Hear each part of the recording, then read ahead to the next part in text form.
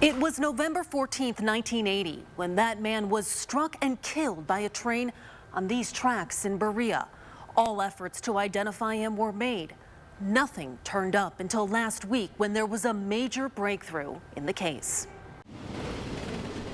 All through the 80s, the 90s, I'd go on vacation, I would look for him, and my wife and I, when I got married, we went and looked for him too, but we just couldn't, find him. His name was James Williams. But there was always a little sliver of hope that somehow, some way, he'd be found. For nearly 4 decades, James's younger brother, Louis, would glance at the way strangers walked down the street because he distinctly remembers the way James walked.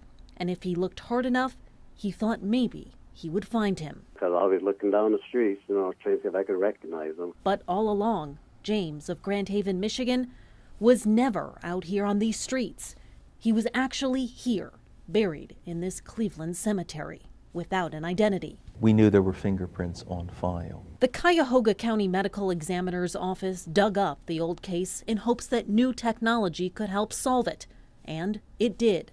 The office entered James's fingerprints, which were attached to a 1960s police report filed here at the Grand Haven Police Department, into an FBI national database that did not exist at the time of James's death. And that provided the long-awaited positive match. We never give up on trying to identify people. I think after you've exhausted all your leads, you have to wait for something serendipitous like this. Louis, who now lives in California, describes the moment he got the news. Kind of sat down, I was ready.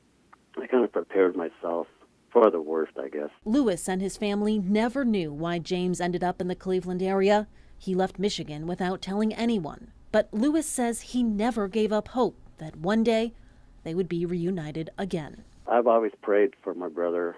I've always wanted to make amends with him and tell him I love them. And so I try to keep happy thoughts in my head. James was a member of the Sioux tribe of the Chippewa Indians, and his family held this traditional powwow yesterday in his memory. In the studio, I'm Kristen Volk, News 5.